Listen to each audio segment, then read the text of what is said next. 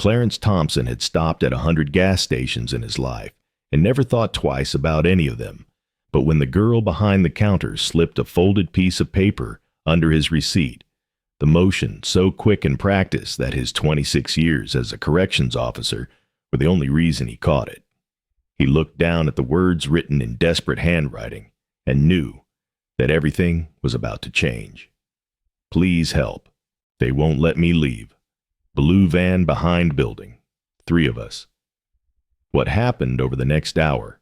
The calls to his Brotherhood of Steel brothers, the motorcycles blocking every exit, and the state police pulling 3 girls out of a van they had been trapped in for weeks proved that sometimes the difference between a life saved and a life lost is one person who notices what everyone else walks past. He was 54 years old, a retired corrections officer who had spent 26 years working in the state prison system before his knees gave out and his pension kicked in. He had been riding motorcycles since he was 19, had been a member of the Brotherhood of Steel MC for almost as long, and had learned to read people the way some folks read books. 26 years of watching inmates had taught him that. The way someone held themselves, the way their eyes moved, the things they said without saying anything at all. He was on his way home from a charity run in Bakersville, 3 hours of riding through back roads and small towns, when he decided to stop for gas and something to drink. The station was one of those places that time had forgotten, a little mom-and-pop operation off the main highway, with 2 pumps and a convenience store that looked like it had not been updated since the 80s. He filled his tank, stretched his back, and walked inside to grab a bottle of water. The girl behind the counter could not have been more than 17. She was thin in a way that suggested missed meals, with dark circles under her eyes and hair that needed washing. She wore a uniform shirt that was too big for her, and she kept her eyes down when Clarence approached, not meeting his gaze the way most cashiers did. He set his water on the counter and pulled out his wallet. That was when she did it. While she was making change, while her hands were moving across the register, she slipped a folded piece of paper under the edge of his receipt. The motion was so quick, so practiced that Clarence almost missed it, but 26 years of watching people had made his eyes sharp, and he saw the paper appear like a magic trick, tucked beneath the thin slip of register tape. She pushed the receipt toward him, still not meeting his eyes, and said, "Thank you for coming in," her voice flat and rehearsed. Clarence took the receipt, took the paper beneath it, did not look at it, did not react, just nodded and said, "Have a good day," and walked out to his bike.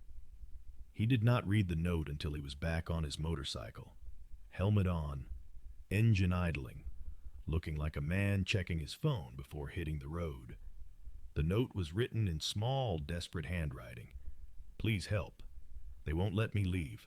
Blue van behind building. 3 of us." Clarence read it twice, 3 times. Felt his stomach drop the way it had dropped 1,000 times in the prison when something was about to go very wrong. He looked up at the gas station, looked at the window where he could see the girl behind the counter, still standing there, still not looking at anything, waiting for the next customer. Then he looked at the edge of the building, where a narrow alley led to whatever was behind the store. 3 of us. They won't let me leave. He knew what this was, had seen it talked about in training seminars, had read about it in news articles, had always thought it was something that happened somewhere else to someone else. But here it was, a note in his hand, a girl behind a counter, a blue van behind a building. Clarence pulled out his phone and made a call. The man who answered was Jerome Washington, the president of the Brotherhood of Steel MC, and a former detective who had spent 15 years working major crimes before retiring to open a security consulting business.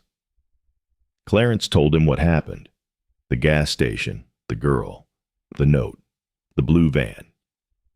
He kept his voice calm, even though his heart was pounding, the way he had learned to do in the prison when chaos erupted, and everyone was looking to him for direction. Jerome listened without interrupting. When Clarence finished, he was quiet for a moment. Then he said, "Do not do anything yet. Do not approach the van. Do not go back inside. Do not let them know you have the note." He said he was going to make some calls, get the right people involved, and call Clarence back in 5 minutes. The 5 minutes felt like an hour. Clarence sat on his bike, pretending to scroll through his phone, watching the gas station from behind his sunglasses. A car pulled in, filled up, left. Another car did the same. The girl behind the counter was visible through the window, ringing up customers, moving like a robot through motions that meant nothing. His phone buzzed. Jerome. He had called a contact at the state police, a detective he had worked with years ago who specialized in trafficking cases. The detective was mobilizing a team, but they were 45 minutes out. He needed Clarence to stay put, keep watching, make sure the van did not leave before they got there. 45 minutes. A lot could happen in 45 minutes. Clarence said he understood. Then he asked Jerome to send backup, brothers who could help watch the exits, each make sure no one slipped away.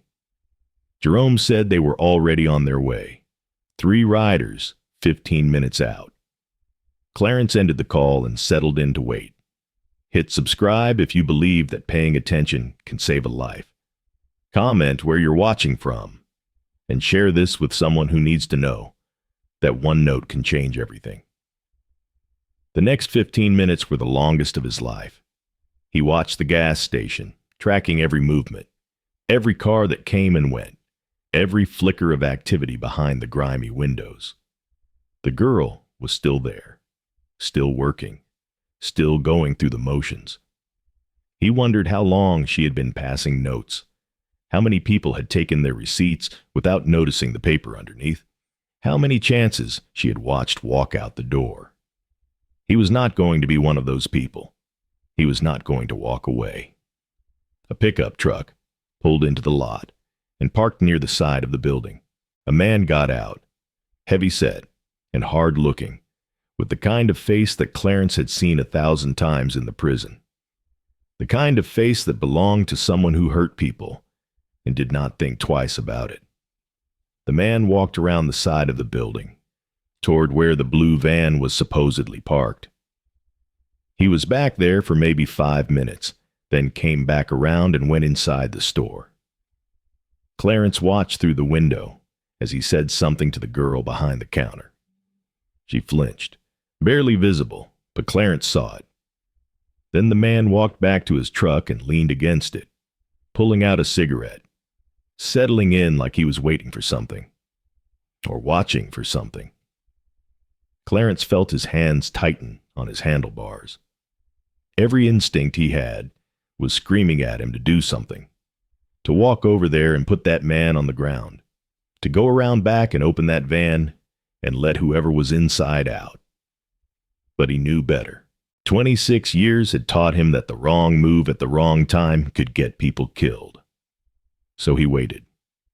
3 motorcycles rumbled into the parking lot 10 minutes later. His brothers. They pulled up beside him, casual, like they were just meeting up for a ride. Jerome's nephew Marcus, a younger member named Deshaun, and an older rider named Walter, who had been with the club longer than Clarence had. They exchanged nods, kept their voices low.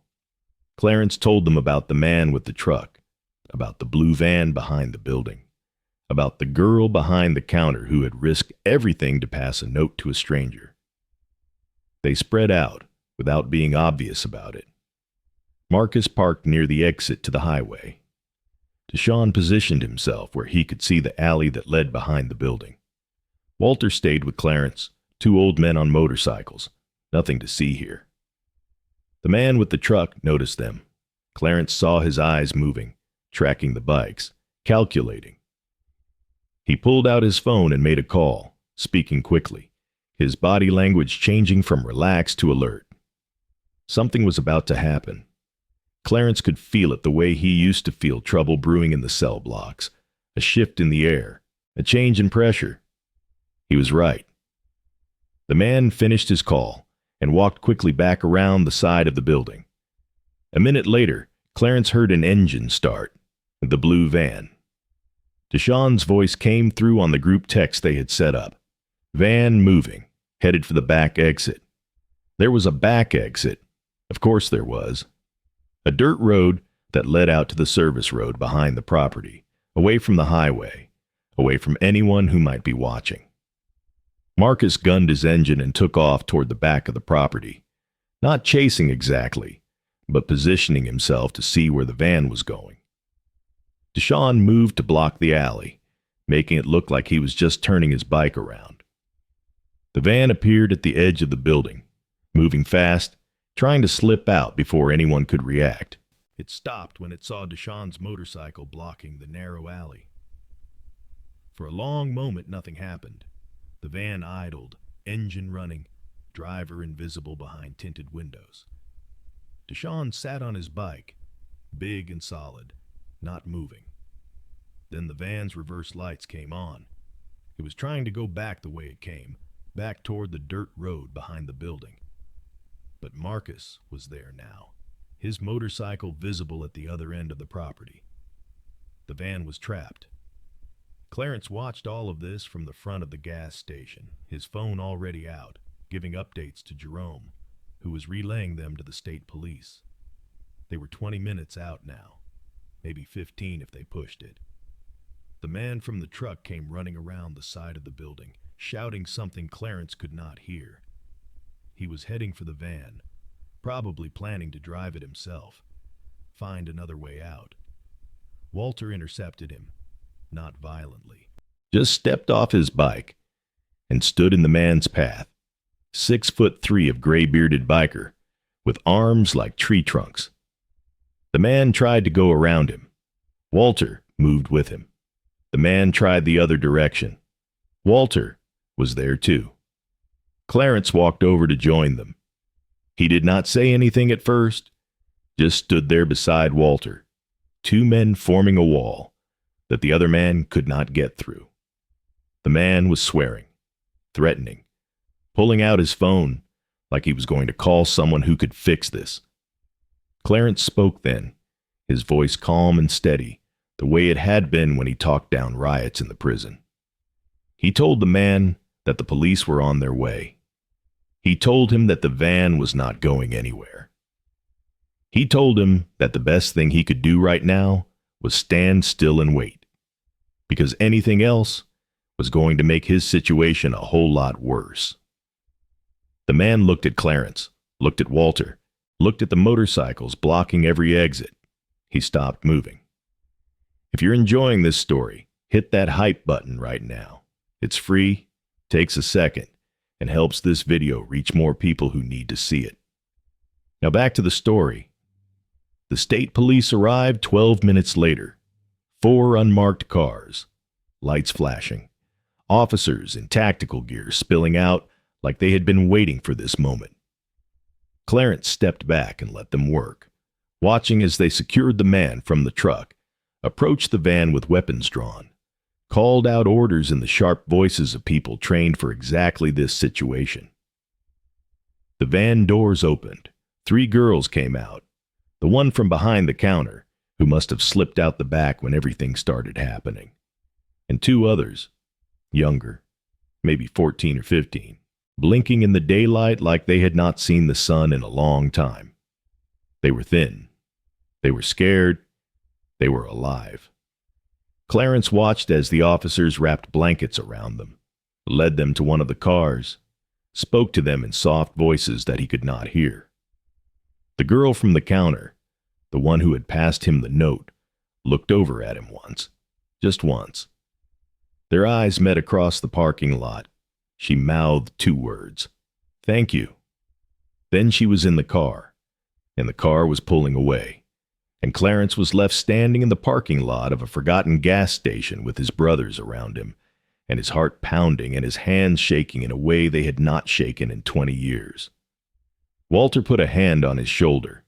He asked if Clarence was okay. Clarence did not know how to answer that. He had just watched 3 girls get pulled out of a nightmare, had just helped stop something that he had always thought happened somewhere else to someone else. He was not okay, but he was not okay either. He was something in between, something that did not have a name. The detective in charge found Clarence an hour later, after the scene had been processed, after the man from the truck and 2 others they found in the van had been taken away in handcuffs, after the girls had been transported to a hospital for evaluation. She was a woman in her 50s, with short gray hair and the tired eyes of someone who had seen too much. She shook Clarence's hand, thanked him for calling it in, told him that what he did today had saved those girls from something he did not want to imagine. She told him that they had been looking for this operation for months, a crew that moved girls through small towns, keeping them in vans, forcing them to work at gas stations and truck stops where they could bring in money and be controlled. The girl behind the counter had been with them for almost a year. The 2 younger ones had been taken 3 weeks ago. 3 weeks. Clarence thought about what 3 weeks must have felt like for those girls, how long each day must have stretched, how hopeless they must have felt. And then a stranger walked in, and one of them found the courage to slip him a note, and everything changed. The detective asked if Clarence wanted to be kept informed about the case. He said yes. She took his number and said someone would be in touch. Then she looked at him with something that might have been respect. She told him that most people would not have noticed the note. Most people would not have known what to do. Most people would have driven away and convinced themselves it was not their problem. But he was not most people. And because of that, 3 girls who were going to get a chance at a life they had been told they would never have. Clarence did not know what to say to that, so he just nodded and watched her walk away. If Bike Diaries has become part of your week, consider joining the channel membership. Just a couple bucks a month keeps these stories coming. Links below. And hit that hype button if you haven't already. Now back to the story. The Brotherhood of Steel held an emergency meeting that night, not to celebrate what Clarence had done, though there was plenty of backslapping and proud words thrown around. The meeting was about what came next, about what they could do to make sure something like this did not happen again, about how a group of bikers could use their eyes and their presence to help people who had no one else looking out for them. Jerome stood at the front of the room, the same way he had stood at the front of countless meetings over the years. But this time was different. This time, he was talking about something that mattered more than charity rides and community cookouts. He talked about the signs of trafficking, the things to look for at gas stations and truck stops and rest areas, the way victims might try to communicate when they could not speak freely, the numbers to call, the things to do, the things not to do. He said they were going to train every member, going to make it part of what they did, who they were. They already rode through small towns and back roads, already stopped at places other people drove past without noticing. They were going to start paying attention in a different way. Clarence listened and felt something shift inside him. For 26 years, he had worked in a prison, watching over people who had already been caught, already been sentenced, already been removed from the world where they could hurt others. But this was different.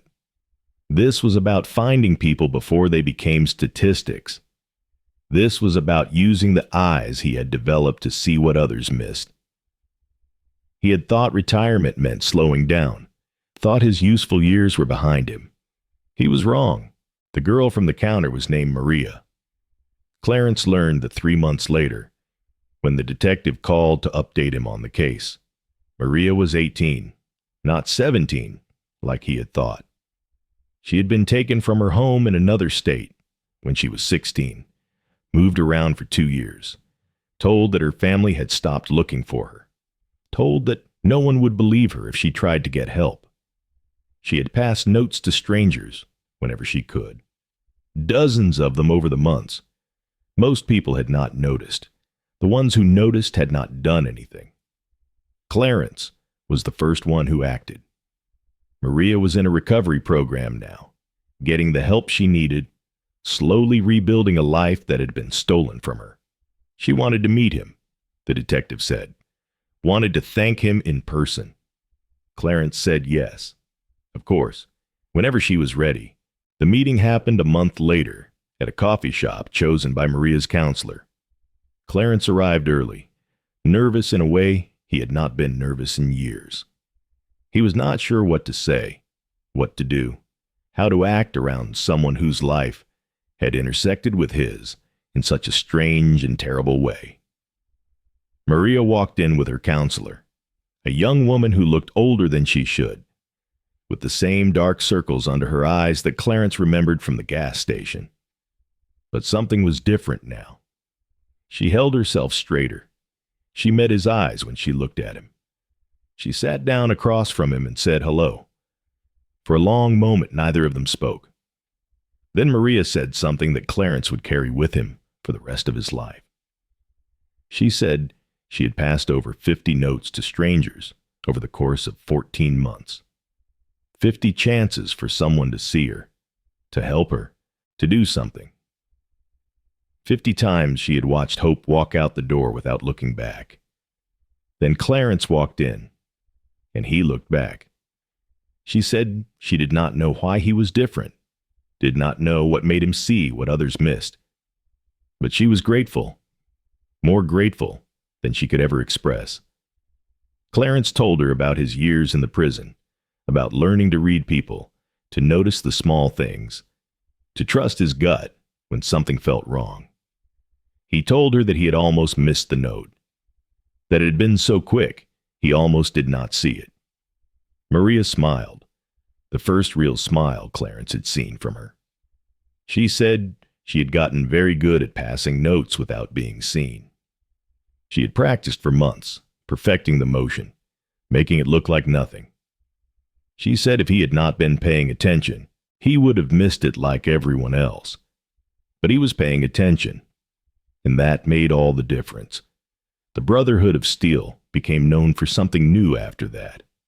They partnered with anti-trafficking organizations, trained their members to recognize the signs, spread the word to other clubs across the state. They put up flyers at gas stations and truck stops, handed out cards with hotline numbers, made themselves visible in the places where invisible crimes happened. Clarence became the face of the effort, though he never sought the attention. He spoke at meetings and training sessions, told the story of the note slipped under a receipt, urged other riders to keep their eyes open. They called him the one who looked back. Maria stayed in touch over the years. She finished her recovery program, got her GED, enrolled in community college. She wanted to become a counselor herself, she told Clarence, wanted to help other survivors the way people had helped her. She invited him to her graduation 2 years later. Clarence rode his motorcycle 3 hours to get there, sat in the audience with Maria's family, watched her walk across the stage in her cap and gown.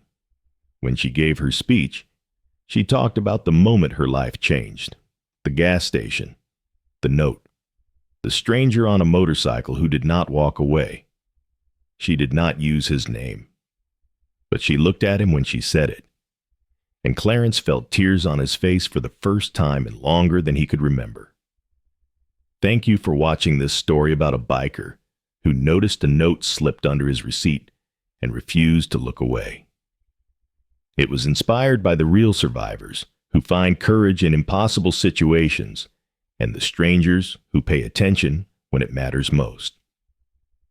If you see something that does not feel right, trust your instincts. A note passed quickly, a look that lingers too long, a person who seems afraid to speak. These are signs that someone might need help, and you might be the only one who notices. The National Human Trafficking Hotline is 1-888-373-7888. You can also text 233733. If you sense immediate danger, call 911. Subscribe to Bike Diaries. Hit that hype button to boost this video. And if you want to support what we do, the membership link is below. Share this with everyone who needs to remember that one moment of attention can save a life. Clarence Thompson is 59 now. He still rides with the Brotherhood of Steel, still stops at small gas stations on back roads, still watches and waits and pays attention. He has trained over 200 riders in the signs of trafficking, and those riders have trained others. The note Maria slipped him is framed on his wall. The paper yellowed now, the handwriting faded but still legible. Please help. They won't let me leave. Blue van behind building. 3 of us. He looks at it every day. Reminds himself why he keeps riding. Reminds himself that somewhere out there, right now, someone is passing a note to a stranger and hoping that this time, someone will look back. Clarence is still looking. He always will be.